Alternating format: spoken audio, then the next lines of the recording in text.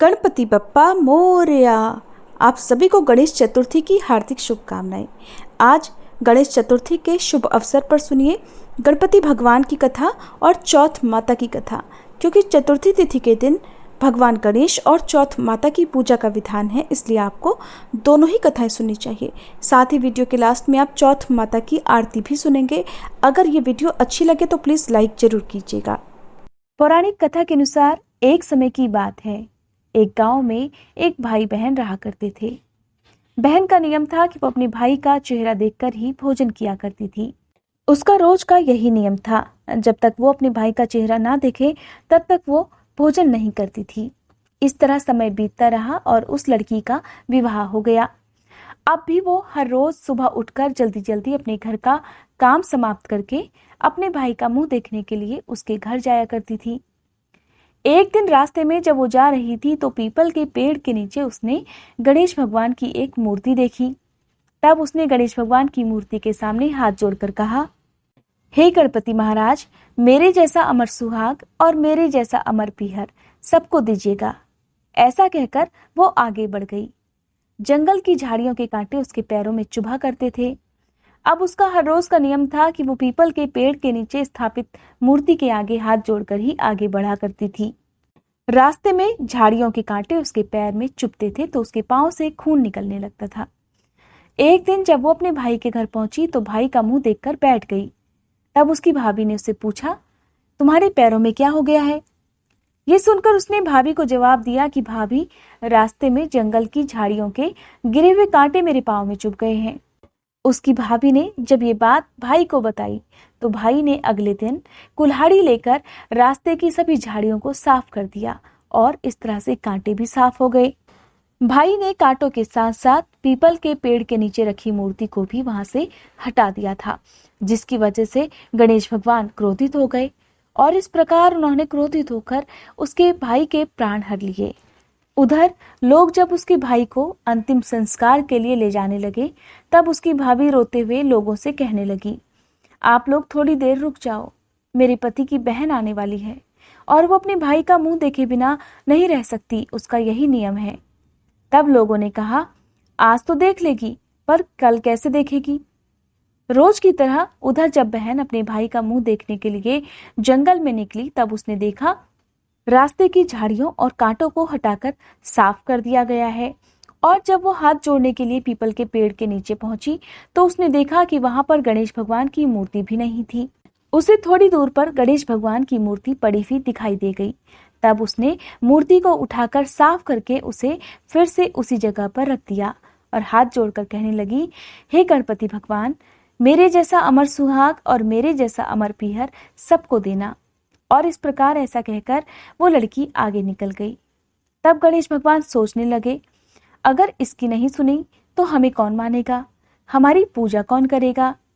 तब गणपति भगवान ने उसे आवाज दी, बेटी, इस खेजड़ी की 7 पत्तियां लेकर जा और उसे कच्चे दूध में घोलकर अपने भाई के ऊपर छींटा मार देना, वो उठकर बैठ जाएगा।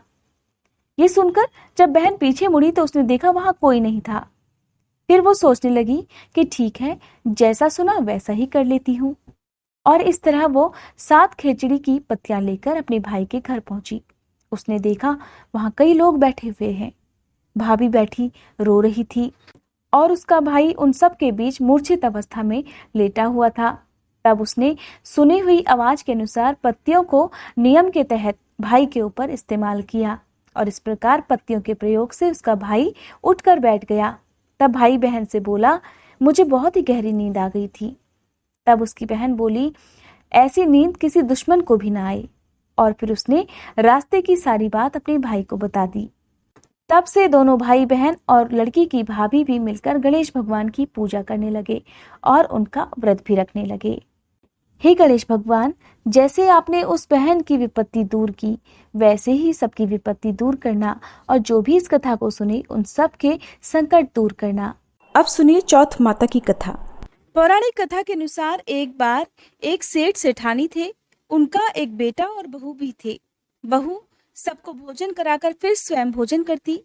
उनकी एक पड़ोसन भी थी जो ऐसी थी कि रोज पूछती कि बहू आज क्या बनाया खाया, तो बहू कहती ठंडो बासी। एक दिन पति ने उसकी ये बात सुन ली तो पति सोचने लगा कि वो तो रोज ताजा और गर्म खाना खाती है, फिर ऐसा क्यों कहती है।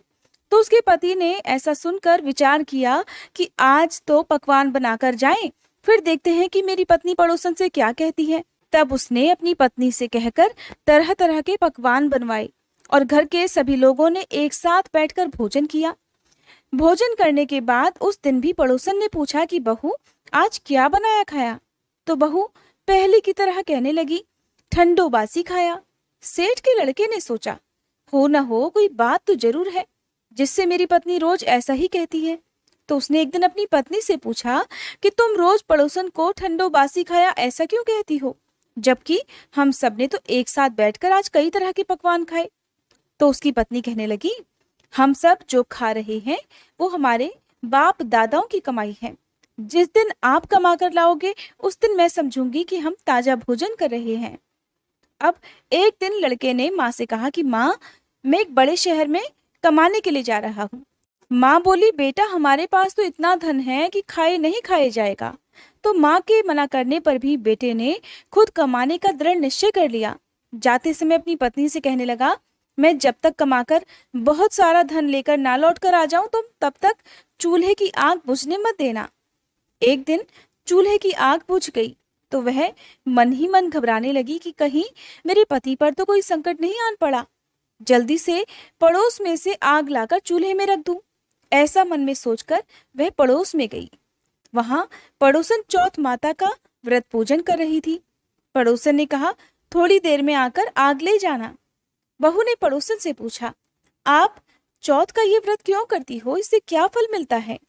पड़ोसन कहने लगी, चौथ माता के इस व्रत को करने से अन्न धन और लक्ष्मी मिलती है, अपनी मनोकामना भी पूरी हो जाती है, पति पर और बच्चों पर आया संकट भी दूर हो जाता है। पड़ोसन से व्रत की सारी विधि पूछकर कथा के बारे में जानकर अब बहू ने भी अगली बार से चौथ माता का व्रत रखना शुरू कर दिया।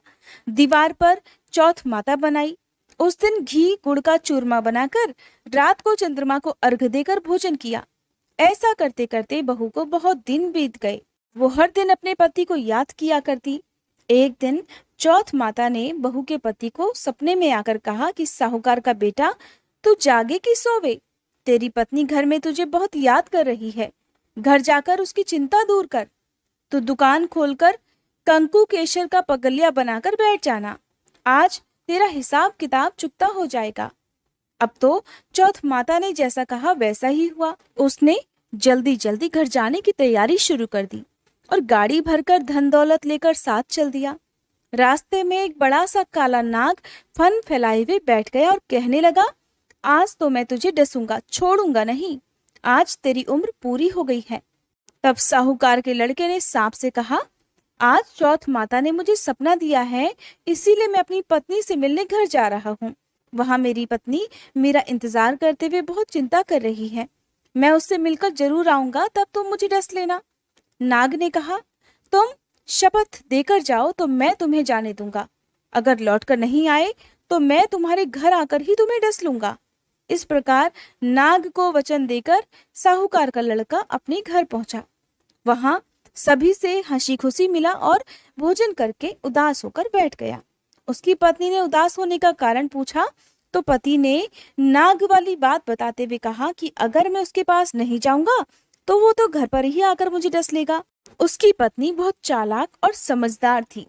कहने लगी, आप बिल्कुल भी मत चिंता करिए, मैं आपको एक उपाय बताती हूँ, आप आराम से लेट जाओ। तब पत्नी ने कमरे की 7 पैड़ी, जिन्हें सीढ़ियां कहते हैं, उन्हें धो डाला। पहली पैड़ी पर रेत, दूसरी पर इत्र, तीसरी पर गुलाल फूल, चौथी पर कंकु केशर, पांचवी पर लड्डू पेड़ा, छठी पर गादी गलीचा और 7वीं पैड़ी पर दूध से भरकर कटोरा रख दिया। इस प्रकार वह 7 पैड़ी सजाकर बैठ गई। आधी रात होते ही वह नाग आया और पैड़ियां चढ़ने लगा। पहली पैड़ी पर रेत मिली तो रेत में लौट गया और कहने लगा, सेठ की बहू ने आराम तो बहुत दिया, पर वचन से बंध कर आया हूँ, इसलिए डसूंगा तो जरूर। इस प्रकार 7 पैड़ियों पर वह नाग आराम करता हुआ और कहता हुआ कि डसूंगा तो जरूर, कमरे में जाने ही वाला था कि चौथ माता ने विचार किया कि मैं इसे नहीं बचाऊंगी तो संसार में धर्म कर्म और मेरे व्रत पूजन को कौन मानेगा। अब तो गणेश जी, चंद्र देवता और चौथ माता ने साहूकार के बेटे को बचाने का विचार कर लिया। चंद्रमा जी ने उजाला किया, चौथ माता ढाल बन गई और गणेश जी ने तलवार लेकर उस नाग को मार दिया और ढाल से ढक दिया। उधर बहू भी थकी हारी सो गई। दिन हुआ तो लोग बेटे से मिलने आए, परंतु बहू बेटा तो उठे ही नहीं थे। बहुत देर हो गई तो माँ उन्हें उठाने के लिए गई। माँ ने सातों पैड़ियों पर जो कुछ देखा तो बहुत घबराई और बेटा बहू को आवाज लगाई। बेटा बहू उठे तो देखा कि एक ढाल तलवार वहां पर पड़ी है। अब ढाल उठाई तो वहीं ढाल के नीचे काला नाग मरा हुआ पड़ा है। बेटा बहू ने सोचा कि आज तो धर्म कर्म ही आड़े आए हैं, जो भगवान गणेश जी और चौथ माता ने आपकी रक्षा की है। हे चौथ माता, आपने जैसे सेठ के बेटे बहू की रक्षा की, वैसे ही सबकी रक्षा करना। कहते को, इस कथा को सुनते, हुंकारा भरते को सभी की रक्षा करके सभी की मनोकामनाएं पूर्ण करना। प्रेम से बोलिए गणपति भगवान की जय, चौथ माता की जय। अब सुनिए गणेश भगवान की आरती। जय गणेश जय गणेश जय गणेश देवा, माता जाकी पार्वती पिता महादेवा। जय गणेश जय गणेश जय गणेश देवा, माता जाकी पार्वती पिता महादेवा। एक दंत दयावंत चार भुजाधारी, माथे सिंदूर सोहे मूसे की सवारी। जय गणेश जय गणेश जय गणेश देवा, माता जाकी पार्वती पिता महादेवा। पान चढ़े फूल चढ़े और चढ़े मेवा, लड्डुअन का भोग लगे संत करे सेवा। जय गणेश जय गणेश जय गणेश देवा, माता जाकी पार्वती पिता महादेवा। अंधन को आँख देत कोढ़िन को काया, बांझन को पुत्र देत निर्धन को माया। जय गणेश जय गणेश जय गणेश देवा, माता जाकी पार्वती पिता महादेवा। सूर श्याम शरण आए सफल की जय सेवा, जय गणेश जय गणेश जय गणेश देवा।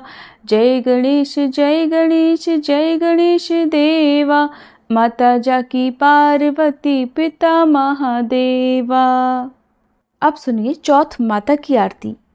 ओम जय श्री चौथ मैया, बोलो जय श्री चौथ मैया।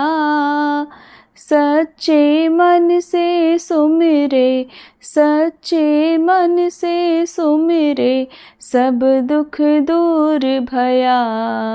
ओम जय श्री चौथ मैया। ऊंचे पर्वत मंदिर शोभा अति भारी, देखत रूप मनोहर, देखत रूप मनोहर, असुरन भयकारी। ओम जय श्री चौथ मैया। महासिंगार सुहावन, ऊपर छत्र फिरे, सिंह की सवारी सोहे, सिंह की सवारी सोहे, कर में खड्ग धरे। ओम जय श्री चौथ मैया। बाजत नौबत द्वारे, अरु मृदंग डैरू, 64 योगिनी नाचत, 64 जोगिन नाचत, नृत्य करत भैरू। ओम जय श्री चौथ मैया।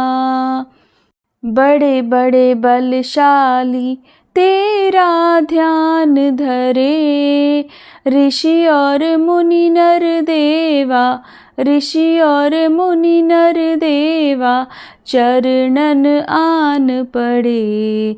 ओम जय श्री चौथ मैया। चौथ मैया की आरती, जो कोई सुहागन गावे। बढ़त सुहाग की लाली, बढ़त सुहाग की लाली, सुख संपत्ति पावे। ओम जय श्री चौथ मैया, ओम जय श्री चौथ मैया। सच्चे मन से सुमिरे, सब दुख दूर भया। ओम जय श्री चौथ मैया। प्रेम से बोलिए चौथ माता की जय। उम्मीद है ये वीडियो आपको पसंद आई होगी।